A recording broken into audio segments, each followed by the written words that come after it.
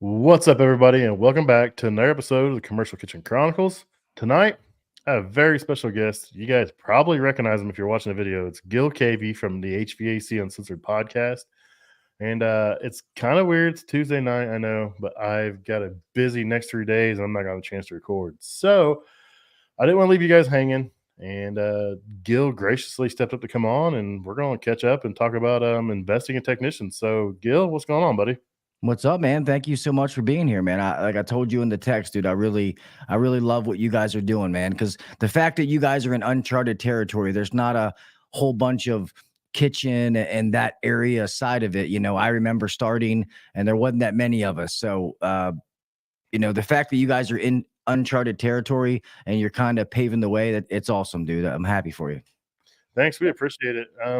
We're just having fun, man.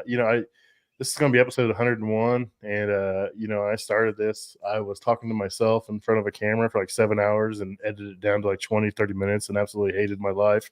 And then I found some people to help me, and I kind of found a little rhythm, and here we are, 101 episodes later, and it's been an absolute blast, that's for sure.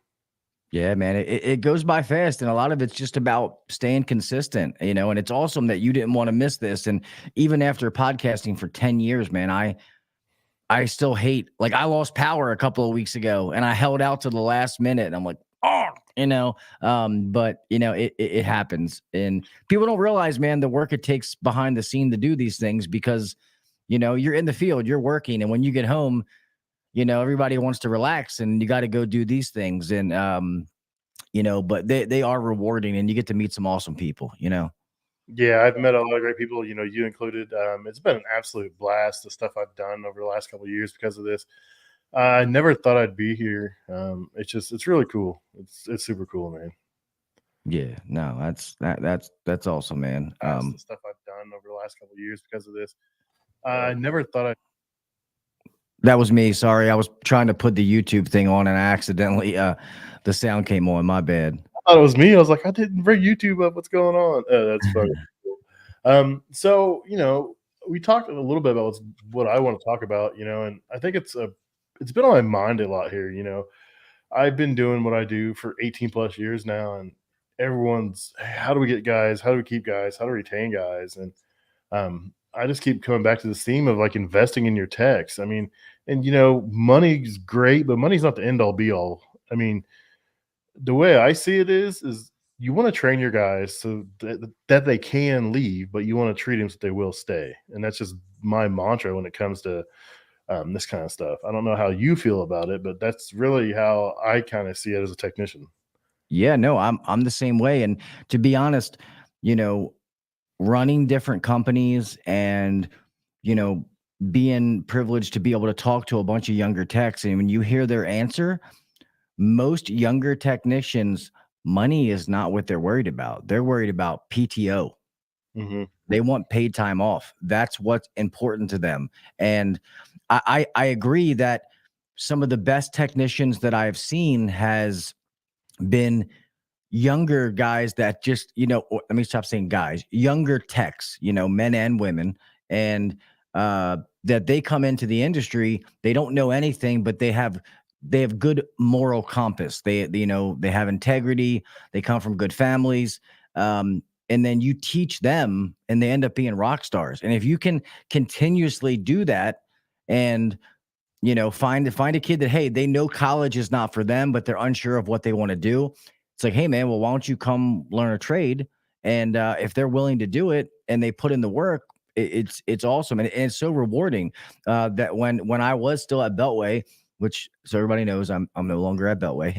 It's been publicly, but just so they know, I still love that place. I have nothing, not a bad thing to say it, but I loved that we had so many younger technicians. I'm talking like guys under the age of 30, most of them under the age of 25, making $100,000+ a year, doing it the right way, to the point that we had to give some of them financial classes because they were like, hey, I make more than my parents do. Like, I don't know what to do with this. We had a guy came in with like $5,000 Gator shoes on. And I was like, yeah, that's not what you do with this. I'm like, that's not what you do. Yeah, I remember that. I remember when I hit a certain point and I got a raise one year, and my boss was like, look, you might want to talk to an accountant and change your taxes a little bit, and you might want to be a little smarter with your money. And here I am, build a $130,000 barn. So, but yeah, I mean, I fully get that. I have two sons, and they both work with me. My oldest, he's been doing it 2 years. He's 21 years old. Just bought a brand new Bronco. He's got a house. He's engaged. 21 years old. I was like, when I was 21 years old, I had two kids and was broke, working a million hours because I made a third of what he makes. I'm like, this is insane.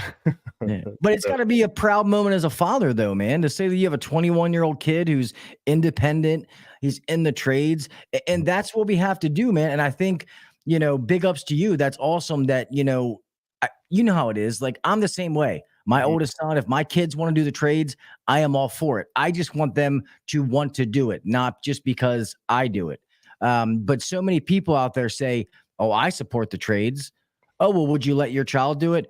Nah, well, no. I mean, I want them to go to college. Well, then you don't support the trades. Then you're backpedaling here. So I think that when our kids get in the trades, and a story like your son is all the more reason to tell people, like, like my child does it. They're successful. They're independent. They're not 21-year-old kid like these dumbasses you see on TV talking about how bad the world is, and they're still shitting in Pampers, where your son is 21 and he's got his own house and he's, starting his life. And I love that. There's a lot of other young kids in the trade doing the same thing. And that's why I love talking to them on the show. I love seeing these younger kids getting in and promoting their work, because I feel like people are going to watch us, but the younger generation is going to flock to that age group. You know what I mean? Because we're the old men to them, Oh, no, you get on Instagram, you get the HVAC visionaries, and those guys are all younger guys, absolutely killing it. But like you said, they're showing off their work, and if you're proud of your work and you're showing it off, you're gonna do good work. It's just a natural byproduct of being proud of your work. You're gonna do good work, and those guys are absolutely out there killing it. I told my son, I was like, "Dude, start showing your work off." He's like, "Man, I'm over the internet." 21 years old, he doesn't want nothing to do with it. He's on there, but he just doesn't do anything. He's like, "Oh, I'm on here." He's like, "I see your stuff." He's like, it's not for me anymore."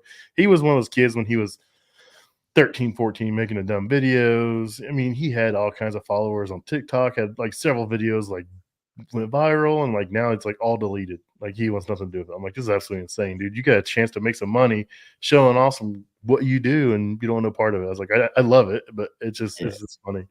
Can't say I blame him, though. I can't say I blame him, because it can be a pain in the ass sometimes. But yeah, it's funny you say that, because my last two episodes have been, well, the last two that have aired audio wise are with the Visionaries, because I had Garrett on, and then I had Logan was the one that went out last Monday, and I think I'm going to have the rest of them, or they're scheduled, but they're a little further down. And I just love hearing their stories, man. And the fact that they're so excited, it's, as being one of the older guys, one of the vets, the old heads in the trade now. It's fulfilling to see that excitement. You know what I mean? Not to sound corny, but it is, because when we first got in, it was like crack the whip. You did what you were told, and you don't like it, they'll find somebody else to do it. And then when all them old guys started retiring off and not enough younger guys were coming in, then it was like, oh, okay. Then people started getting treated a little bit more better. So now's the time to do it, man. Especially if you're good at what you do, you can name your price, because a company doesn't want you to leave. Just think about it. If a guy makes $30 an hour and he comes in and says, I want 33, and you say, go fuck yourself, it's going to cost you more than $33 an hour to find a new person, train them, teach them the way you want it. So it just doesn't make sense business wise. Yeah, and that's just like we were talking about, coming back investing in these guys. I mean, it's wild to think that that a company would let a guy go over $3 an hour if he's profitable, if he has 0 to no callbacks, he's banging out of the park, he's meeting all the metrics that make you money, make the company money, and you're going to let him go over 10%. I mean, it doesn't make sense. And there's people out there every day that'll do it, though. And there's businesses out there every day that'll do it. I'm like, you guys are insane, man. Well, and most of them are big corporate companies. I mean, I know you work for a bigger conglomerate, so I'll be careful what I say. But when those big bosses look at P&Ls and spreadsheets, they make decisions based off numbers, not people, because they don't know everybody. It's so big.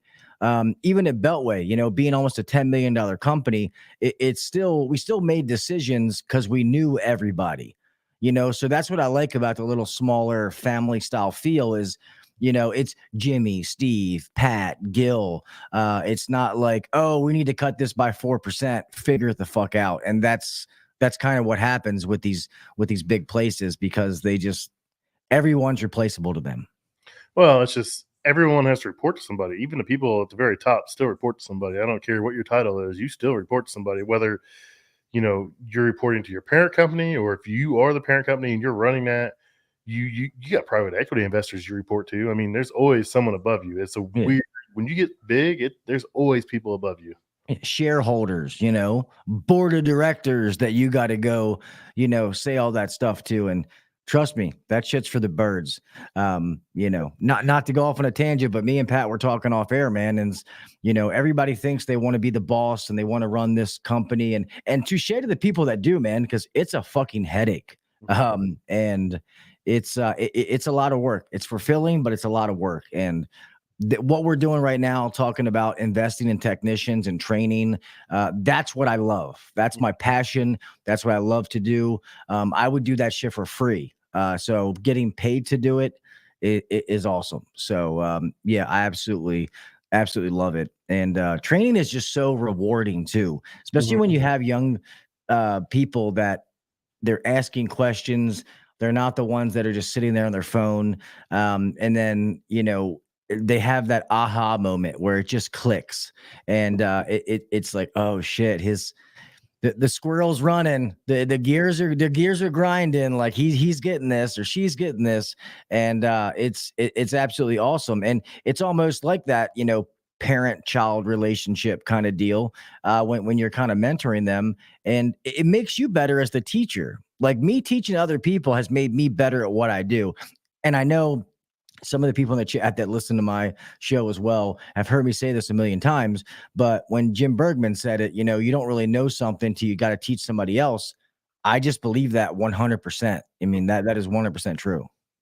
Yeah, I remember when I first started doing this, man, like I've always worked for big companies. I've never worked for a small shop. So like I'm kind of skewed. I like what I do. I like where I work at. So don't get me wrong. But like when I first started, man, I struggled. And then like I kept getting sent out to stuff where I just kept getting my tail beat over and over and over again. And that's the kind of stuff I don't want guys to be in, because that makes you feel like, hey, they don't want me to learn this. They're not investing in me. They know I'm struggling. I'm reaching out. I'm telling them I'm struggling, but I'm not getting any help. I'm not getting the training. I'm not getting brought up. And I think that is what pushes a lot of guys out, really, is, the guys feel like they're just left out there on the island to figure it out for themselves. And you know what?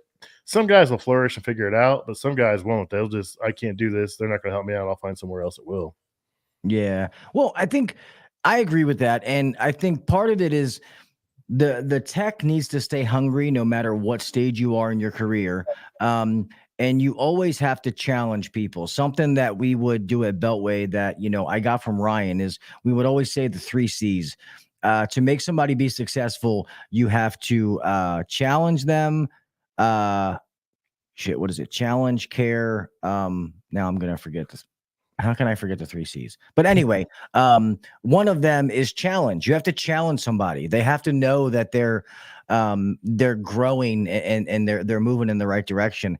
And too many of those companies, I feel bad for these guys. They feel like they have to lie to say they know something they don't know to be able to get a job or get a van, and then they get sent out.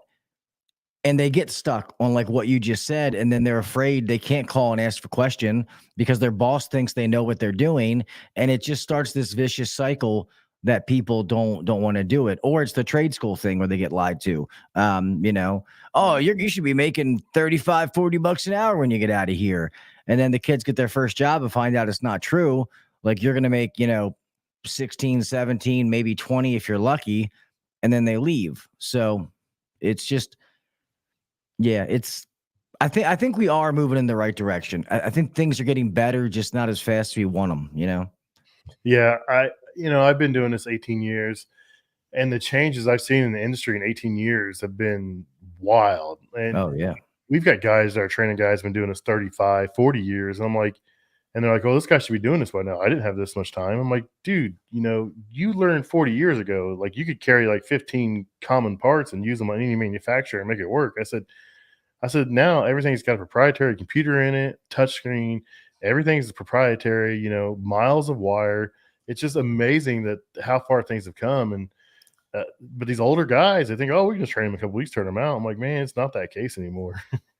Yeah, no. And I remember the 3 C's: challenge, clarity, and care. There we go. I was gonna get mad at myself if I was gonna have a brain fart on air and couldn't remember it. But but yeah, it is. And then it's also, not knowing. That's where I think people like us, we almost have a duty as influencers, podcasters, streamers, whatever the fuck you want to call us, to be careful with the information that we give out, because, and also letting them know about schools and trade schools. Like, I'm not sure how the trade schools is for this side of it. But 80% of them in HVAC alone are sadly probably dog shit. But there is some good ones. So just making sure that these people are doing their research, because the last thing we want to do is have somebody excited to get in, and then that flame gets doused with some dumbass instructor that, doesn't know his ass from a hole in the ground teaching some school. We have one around here where you only have to be in the trade for 2 years to teach. Oh, wow. They don't even know what they're doing. How the fuck are they going to teach somebody else, curriculum or not? That's wild. Like, I haven't actually seen a trade school specifically designed for what we do. Now, there's some refrigeration schools out there and stuff people can go to, but like as far as like the kitchen is, it's pretty much just like find someone that's willing to train and invest in you and like ride that out. Do what you can. Like, there's guys that will go to work. There's a certain company out there. It's not my company, but there's a certain company out there. People will go there and they'll do 3-5 years there because they know that company will train them. And then they'll bounce. They'll do 3 or 5 years ago there. They'll get good and they'll bounce and go somewhere else and make money. But as far as trade schools, I haven't really seen anything. There's some organizations that do some teaching and stuff, but there's no place you can go to school for a year and then come out and then get a job. Yeah, no, there's a school around here. As much as I want to say their name so bad, I won't. Um, they they have a training program that they train people, but these people don't realize they're signing their fucking life away. Um, and to the point where they can't leave. And then you have these guys that have been there for like, you know, I don't know, 20 years or so. Guys that should be making like good money are making like $28 an hour. Like, that's what they max out at, but they can't leave because of some contract they signed. And I'm like, that's highway robbery. I mean, like, that's that. I mean, I don't care what area you live in. Most good mechanics that have been doing this for a little bit are at least in that 35 and up range. I mean, would you agree? Oh, yeah, easy. Yeah.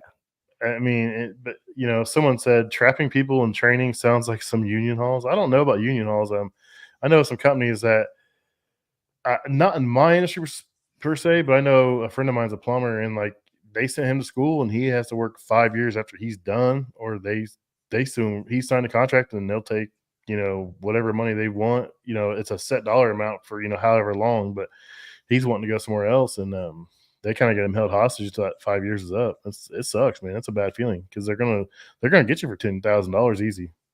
Oh yeah, they're going to get the money they paid and some. Or the companies that are like, oh, must have 5 years experience. Like, okay, well, how the fuck are these guys supposed to get 5 years experience if nobody hires them? And so I love bringing in the kids, but one thing I would do with the young kids on the first day they were hired is we do what was called integrity check, and I'd make them clean the bathrooms, and I just wanted to see what they would say, because if somebody was like, "Oh, I don't clean bathrooms," all right, man, well, I appreciate you coming in. Have a good day.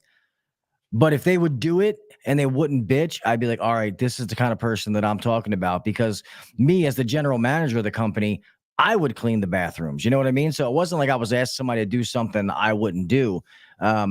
So I think it works. I highly think people should get out there. If you find good young people, they don't have to know anything, and teach them the right way to do things, because then that's all they know. It's not some guy that's been doing shit wrong for 10 years, and he's stuck in his ways. Yep, I'd much rather get somebody young that doesn't have bad habits and I can teach them the right way than to bring someone that's been doing it 25 years and has terrible habits, and then you're just going behind them and cleaning up the messes from those habits, or they don't know how to talk to people, or that kind of stuff, and that can be more damage than good. Yeah. And I don't know about you, but it, you know, like people like you said 18 years, I got what 20 something years in the trade, and that does mean the world to me. We are considered vets, but I'll say this on the flip side of that. Just because somebody's been in the trade for 20 something years doesn't mean they're good at what they do. That's just the sad truth. They should be. They should have had enough experiences in that amount of time to make them above average at what they do. But I know a lot of guys that have been doing the bare fucking minimum for 20 years. And I know other techs that are hungry, that are, year 4 or 5, that would blow that 20-year vet out of the fucking water. So I'm not saying don't respect the veterans like us, God damn it. Because some of us did bust our ass to get to where we are. But just because somebody's been in the trade for, 15, 20 years doesn't mean they're automatically good at what they do. And that's just how I feel about it. Yeah, I see it all the time. I've seen some guys come in new and they ride with one person, you can tell they're learning, they're interested, and like they ride with somebody else, and they come back like, well, this person did it this way, and it's like, that's not right, is it? And I was like, no, that's not right. Don't do it that way. uh, Yeah. I'm not trying to throw anybody under the bus or anything. It was like, if especially if you haven't been in the industry, but a few months, or maybe you came from HVAC residential over to what we do, and that's not right already. Like, that's saying a lot. Yeah. And, I actually had it happen the other day. It was actually right after the video that I put out on Instagram, talking about wiring one of those rescue motors, um, about, 4 wire or 3 wire. And this one person had said that they've been in the trade for like 16 years. And he was like, well, that's the only way you can wire that up. And I'm like, no, it's not. And he was like, what do you mean? And I was like, have you ever read a fucking wiring schematic? And so that was like, you know what? I assume people know this, but let me just put out a video to let people know. And that's when I had to tell them, I'm like, hey, man, the white wire and the brown and white wire are the same exact wire. I'm like, so if you don't want to put another capacitor in, just take the brown and white wire and just wire nut it off and then hook it up like you normally would. And when I did it and it worked, the guy was like, and granted, he wasn't at the company that I'm training now. He was like a neighbor that apparently did it for 20 years and now he does something else, which you automatically know there's some bullshit in that story. But yeah, when it worked, he was like dumbfounded, and I was like, well, I'm glad you learned something there, big guy. I'm sorry. Yeah, that's funny. You always got to be willing to learn. I mean, I love learning new stuff. I mean, I've been doing this since I was 24 years old, and every time I learn something new, I'm like, I write it down, I put a note in the phone. I'm like, dude, I want to learn how to do my job faster, easier, and better every single day. Yeah, and and you have to constantly be evolving in this industry. You have to. And I don't care how long you've been here, there's constantly something changing, new refrigerants, new equipment. Now there's a new way of doing this. The efficiencies change. Like in you guys, there's new ovens, new kinds of refrigerators. Like there's always something that you have to constantly be learning. And sadly, I think that, and I've said this, a million times as well. I think there's some techs out there that they learn just enough to get by, like Mhm. just enough to be dangerous, and then they stop and they handicap themselves. Like, when you treat this industry like a career and not just a job, you can start having a really awesome career and make some serious money. If you treat it like I'm just trying to get my paycheck at the end of the week, well, that's all it's ever going to be for you. Yep, and it's like everything in life. There's three different people in every job. There's people that can't do it. There's the people that can do it and settle at a certain point, and they just coast because they get by. They don't want to be more. They just coast and they just ride out that level plane, for the end of their career. And then you got the guys that really they're always learning. They're wanting to excel, and those are the guys that really are the workhorses of the industry. They're the guys that you can count on to get the stuff done, take care of the customer. And I mean, there's a place for everybody, but I want to be that guy that's always learning and excelling. I don't want to be the guy that's just happy with what I got going on and just riding it out. Yeah, no, I'm the same way. And honestly, when I did that, I was that coast guy for a little bit when I first left my dad. And and I've said that story where I would call my dad on every fucking call. And the best thing my dad ever did was say, "Hey man, like you're never gonna learn calling me. So as long as you're not hurt and you're okay, don't call me when you're at work." Click. And miserable at the time, but it was life changing. Mhm. It said I got sick and tired of not knowing, and that's what made me stick my nose in the books and really try to get good at it. And um, thank God that that happened to me, because who knows where I'd be if I didn't. And my dad just kept helping me and babying me. So yeah, thank God that happened, because I wouldn't want to be. God knows what I'd be doing now. Yeah, you gotta invest in yourself, though. You can't always rely on the company to do it. Like you said, you asked your dad, and eventually your dad's like, "Figure it out." And what'd you do? You turned around and invested in yourself. You didn't just, "Well, no one's telling me, no one's helping me out. I'm just, pity party." No, you did what you had to do to become the tech you wanted to be, and that's cool. Yeah, I mean, I still have all the books and the online courses. Like, I still keep all that stuff. And I like to still pop them out and just go through them and see all the notes I used to write. And it takes me back to those nights that, I didn't get off till 8 o'clock at night, kissed my kids, ate with my wife. And then I was sitting down there reading books, going through and stuff, and then trying to put that theory in practice the next day. And I always say, like sports, I don't care what sport that you like. Think of whatever athlete you want. All the greatest athletes, you know, they didn't just go to their team practice and then go home. Most of them would put in work before and after. Mhm, You would hear they're the first one in the gym or the last one in the gym. And that's how they set themselves apart. Well, this is no different. mhm. It can't just be like, it's awesome to have your work provide training, and they should, but you should also be disciplined enough and care enough about what you're doing to do some stuff on your own. Like now with the training I'm doing, I will help cover topics like, say, the refrigeration cycle. I'm going to go over for a little bit, because let's be honest, if you're sitting there talking about the refrigeration cycle for 2 hours, it gets boring as fuck. Oh, yeah. You Yeah. know what I mean? But it's something you have to know. So I'll cover it for a brief period, and I'll say, if you do not understand this fully, and I have my phone number on the board, I'm like, I want you to text me. It's private. Nobody knows. I Mhm. will provide you with the resources necessary to make sure that you understand it, because I want them to have the motivation to want to do it. If they don't say anything, well, then you didn't care about it that much. And sadly, a lot of times I'm sending them like Craig's videos, AC Service Tech, or some Brian Orr. So touche to those gentlemen for letting me use training materials off their YouTube channel. Those guys are awesome, man. I teach refrigeration for Safesa, and I rely on a lot of stuff from Craig and from Brian. Little snippets I'll show stuff. But like you said, you can stand up and talk about the refrigeration cycle till you're blue in the face, and some guys won't ever understand it. So I just, when I do it, I get up and I got mock-ups out in the training room. We'll go out there and be like, hey, what state is the gas in this coil? What state is the gas in here? What state is it in here? And just kind of go through it that way. But yeah, I could see the standing there talking about is driving yourself nuts. So Yeah. You can only draw it so many times, and you have to have the hands-on part, because I remember seeing it when I went to trade school. And I only went to trade school, honestly, because my dad said, "Hey, well, maybe this would be good for you." I'd already been in the field. Plus, my dad and my father-in-law put a financial gain on it. So I'm like, yeah, fuck yeah. I'll graduate first in my class.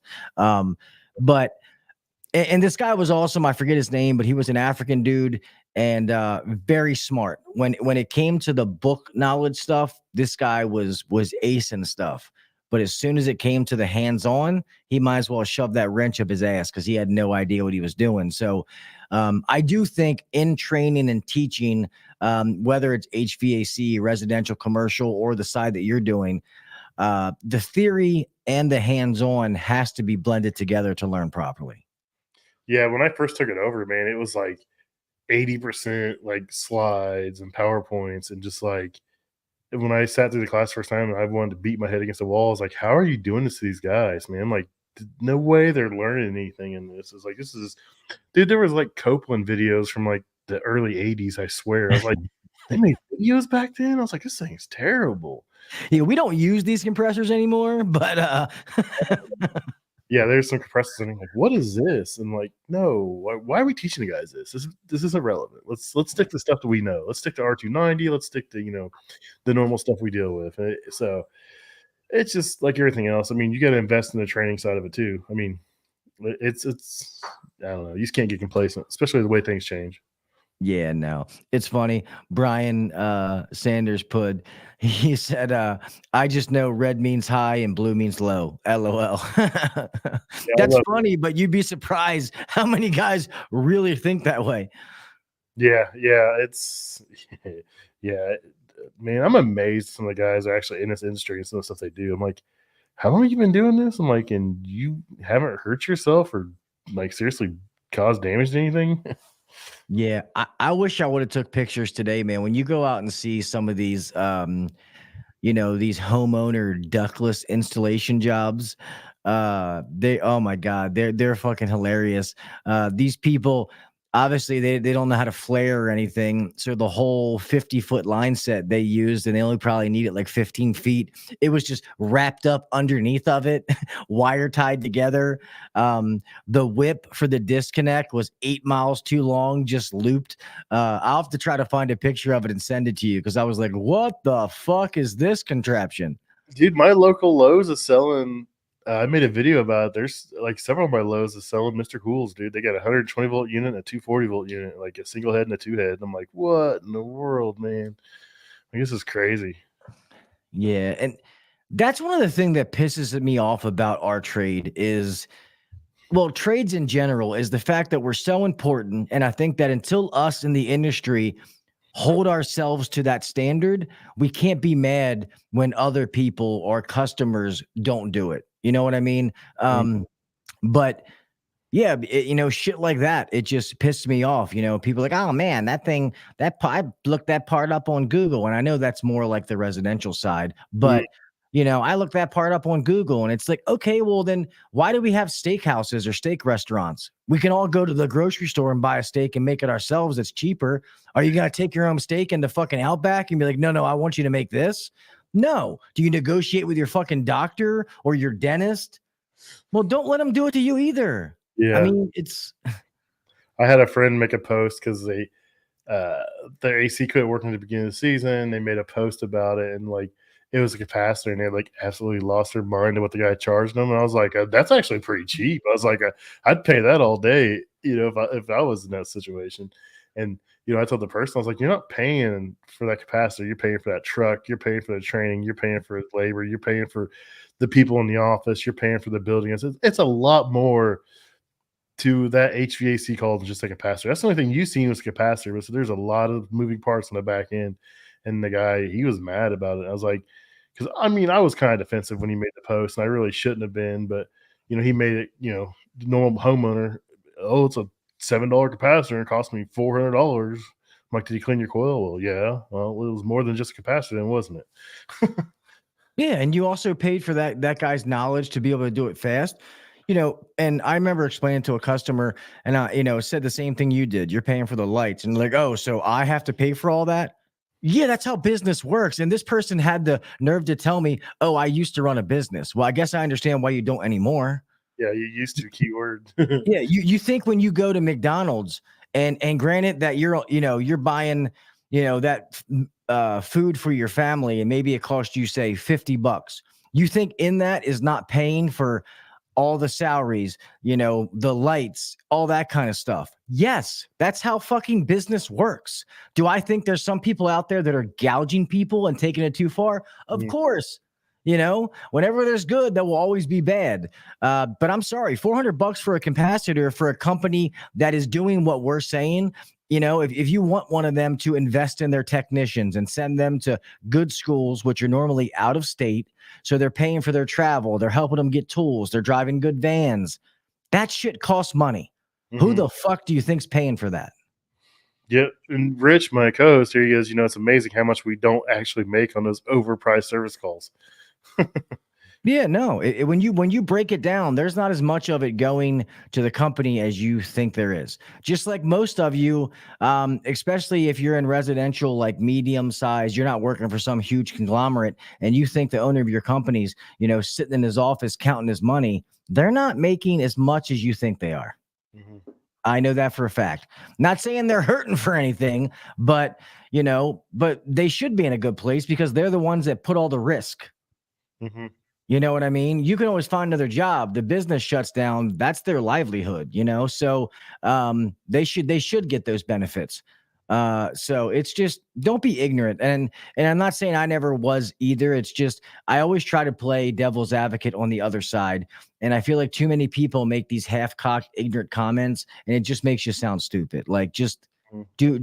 do your research before you say something like that. And if you don't know, it's okay to say you don't know something. It's, we all have this macho ego. I think it stems because a lot of people have never struggled. Most people come from middle class families. They've had it easy. They've never had to struggle, and I think they just expect things to be handed to them. Oh, it's a $7 part. Why did it cost me $400? You know, So they think, oh, I should, okay, I'll pay $100. Well, no, $100 doesn't get my truck here. If I charged $100 for a service call, I'd lose, $150 in the process or whatever. I mean, but I just think it stems from people haven't really suffered. They just have had it easy their entire life, and I think they just expect people to, everything else has been given to them. Let's, we're going to give it to them. No, we're not.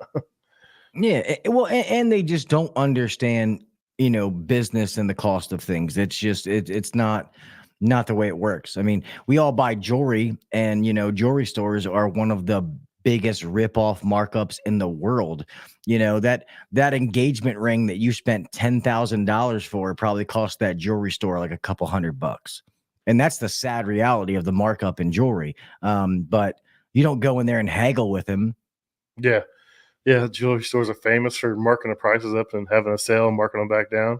Yeah, yeah, yeah. We marked it up $5,000, and oh man, we get a $5,000 off everything in the store. Like I bet you do.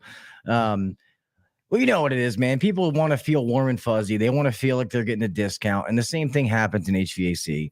Mhm. A company's got to get their nut to be able to sell something. So, however you communicate that to the customer doesn't really matter. So let's talk about your new role a little bit. I've seen you post some videos running around some younger guys. Do you want to talk about, what you got going on right now and some of the stuff you're doing for the industry right now? Yeah, yeah, sure. So a lot of people know that, I walked away from Beltway. I have a lot of things going on, stress wise, stuff with my mom and different things like that. And I love what I was doing. And I always thought people think, trying to be careful how I phrase this. I believe that people should have an exit strategy when you get into this trade, because our bodies can't take being in the field until we're 55, 60 years old.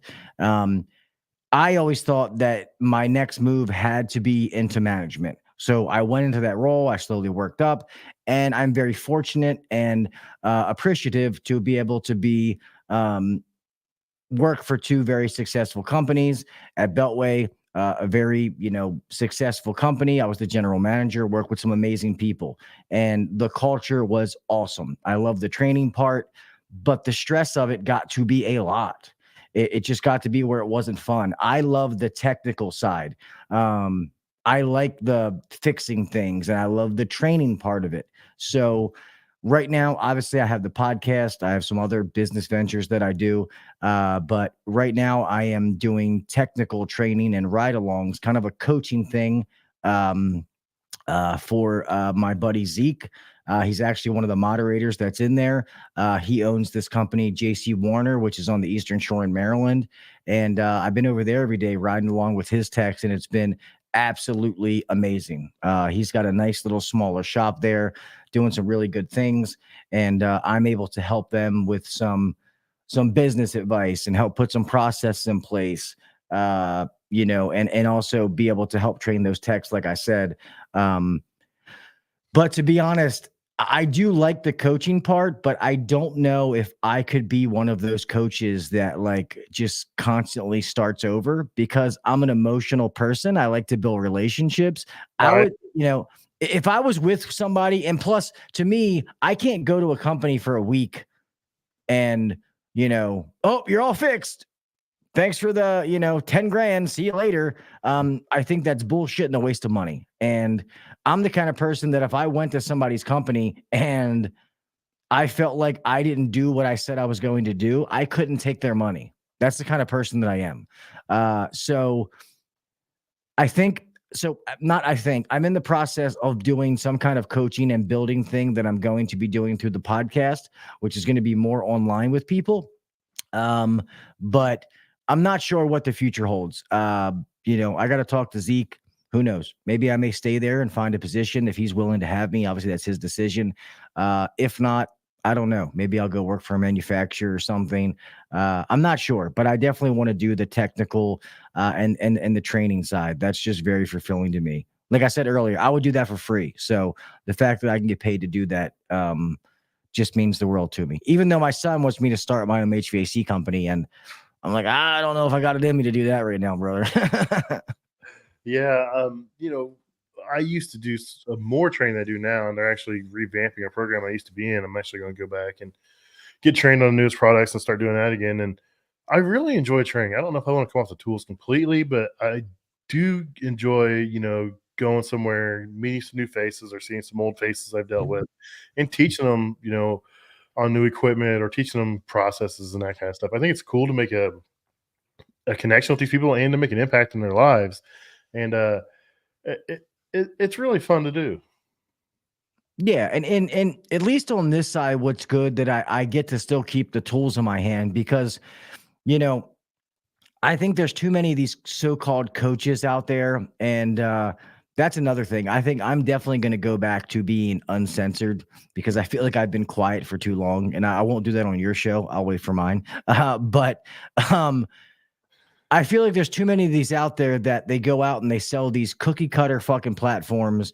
They ride along with a couple people, they sell a couple of things, they leave, the shit they sold gets canceled. The people don't even go through with it, and they give them a bunch of pre-built cookie cutter papers that the company never implements. So they Mhm. just wasted their money. Every implementation is the biggest number one issue for HVA or just trade businesses. A Mhm. lot of us, we go to these conventions, we go to these expos, we get all excited. Oh man, I learned this, I learned that, and they go back and they do fucking nothing. And it happens to a lot of people. It's just the nature of the business. But I feel like if when I do these technical trainings and I'm teaching somebody the technical side and also how to communicate, because you can be the best technician in the world, but if you can't communicate what you did to the customer, then that's still going to be an overall bad experience. And you could be the fucking smartest guy in the world, the best tech ever, and they don't know that. So when you're out there doing that, I still get to have tools in my hands.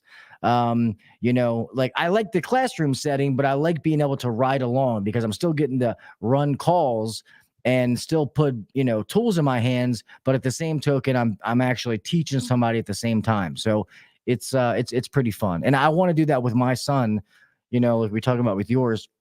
If my son's going to learn this trade, I want him to learn it from me. I'm not going to let some other schmuck teach him. Yeah, that's the same thing. Rich started his own business, and his sons work with him, and he's talked about in our group chat about teaching his kid this, teaching his kids this, and it's really cool to see. And that's brought me closer to my two boys than I ever thought it would be. Is not just riding with them every day, but watching them succeed, watching them struggle. Having them reach out to me, hey, I did this. Man, I get the biggest kick out of when my oldest son like he calls, he's like, "Hey, have you ever seen this unit do this? Or have you ever fixed this?" And I'm like, "No." He's like, "Well, this is how you do it because I just did it." And I was like, "Man, it's like I'm mad that he figured it out before me, but like the sense of of like appreciation and pride that I get from that, it's unbelievable." So I could do it with your kids is really cool. Yeah, no, that's awesome. And then that's how I want to be. I want my son to, to figure it out. I want them to have aspirations in life to And I want like I said, I want my kids to be in the trade, only if they want to do it, though. I don't want them to only do it, because granted, I only did this because it's what my dad did. And I think that's why it took me so long to appreciate the gift that he'd given me. And then when I did is when, going back to earlier, when I stuck my nose in the books and all that kind of stuff. So you have to realize the opportunity we have, because everybody that has, is in this trade, you have an amazing opportunity. What you do with it is totally up to you. It's nobody else's fault but yours. Mm-hmm. Yeah, that's a really good point. But that's everything in life. You get out of what you make it. True. You Very got to true. put effort in, and if you put the effort in and invest in yourself, you're going to succeed. So, Yeah, gotta grab it by the balls and go get it. And I always say this, and I don't ever say this to downplay what we do. That is not my intention, because I want people to take pride in it. But once you bust your ass to really learn the sequence of operations and how the equipment that we work on works, it's not really hard what we do. It's not. It's you work in some shitty environments. You got to work in kitchens or a walk-in when somebody's leaning over top of you trying to fucking cook in a box that doesn't work, or in somebody's house, or it's cold, it's hot. But I used to love the thrill of doing service, whether it was commercial, industrial, residential, because every call was something new. I got to figure it out and see what it was. And you have to constantly stay updated. But once you learn all those theories, like, I hate to break it to you, but the refrigeration cycle hasn't changed since its invention of it. It's still the same. it still does the same thing. It's just different components do different things. I mean, but the basics is still the same. You gotta add heat and remove heat. I mean, that's about it.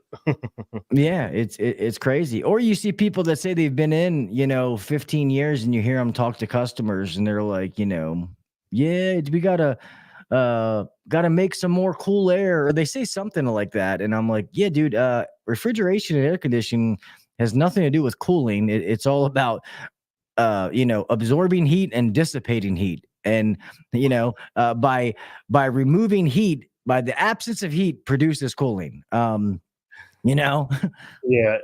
I always like it when people are like, oh, the last guy, he has to add refrigerant every year. It just uses it up. I'm like, no, it doesn't work that way.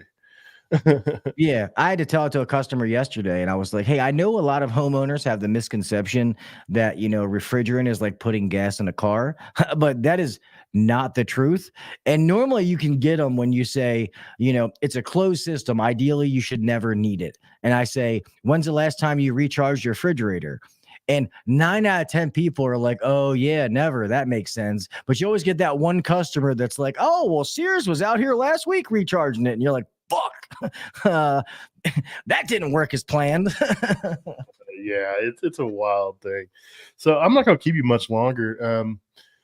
We've been going on about 40, almost 50 minutes, but I really appreciate what you do, and I'm excited for your new role. I know you like training guys, and I've been seeing you out there with the younger guys, and I've seen a couple of videos here and there. I was like, what's Gil up to? So now I know what Gil's up to, and I look forward to seeing what you're going to develop with Zeke and his company, and who knows what else. Any last tidbits on if guys want to invest in themselves, what can they do? Just don't ever give up. Just keep going, or what? Is don't be afraid to ask for help. I always preach this to younger people, is do not be afraid of making mistakes. Because trust me, guys like me and Pat, we've made more mistakes than you have. And all the old heads have. They can tell you they didn't, but they're fucking lying. There's no such thing as a super tech. It's not true. And if they call you a super tech, it's never a good thing. Generally, it just means you're a smart ass and you think you know everything, and you really don't. Yeah, you're arrogant, but it's keep making new mistakes. Make a mistake, learn from it. Don't be afraid to call tech support. Those guys, that's what they do. Call them, learn. Guess what? The next time that problem happens, you're going to be like, oh shit, I remember last time. Don't have an ego. Check your ego at the door. Constantly learning, be trying to better yourself, and just really, really understand what you're doing. And when you put that kind of work in, you will see the fruits of your labor, as far as what you're paid, the company you work for, the opportunities that open for you. So Yeah, don't be afraid. And there's so many resources that I say, you know, the 2 channels we talked about, AC Service Tech, Craig Migliaccio, a great friend of mine, super smart guy. If you're doing residential HVAC, you can literally watch his channel and learn everything you could possibly want to know about doing residential stuff. Brian Orr, HVAC School. Now he does some commercial stuff and stuff like that. Like there's stuff that you can watch to better yourself. It's just, kind of like, with us, when you start to be an influencer and make content, we're all friends. It's granted, a lot of times we're going the same time on Wednesday night, so we can't watch each other's show, but we support each other. But it's kind of hard to watch content if you're going to make content. You know Yeah. what I mean? You only have so much time in a day, so just be disciplined and try to better yourself. There's so many resources out there. So please just know that I am trying to build something now through the podcast where it's going to be online and kind of like a Zoom call to be able to talk and go over things. And I'm going to invite some of my friends in, like Pat and some other people, if they're willing to do it, to be able to talk to people. And it's obviously, it's not going to be free, but I'm going to keep it very, very cheap, because if you don't invest in yourself, then you're not going to take it seriously. So that's literally the only reason that I would put some kind of value on it. I'm not worried about the money. So that's my plan moving forward. But yes, always believe in yourself, keep making yourself better, and don't be afraid to make mistakes. That's sweet. So if you guys don't know where to find Gil, check him out everywhere under HVAC Uncensored. I'm sure you guys know him because he's everywhere. He's been in the game for a long time, and he's been a good friend of mine, and he's been a mentor. He's helped me out a lot. So I really appreciate him stepping up and coming on. Make sure you guys check out the HVAC Uncensored podcast and find him everywhere on social media. And I appreciate you for coming on, Gil, and I want you to have a good night. So see you guys. Yep. You too, buddy. Thank you. Yep. See you, everybody.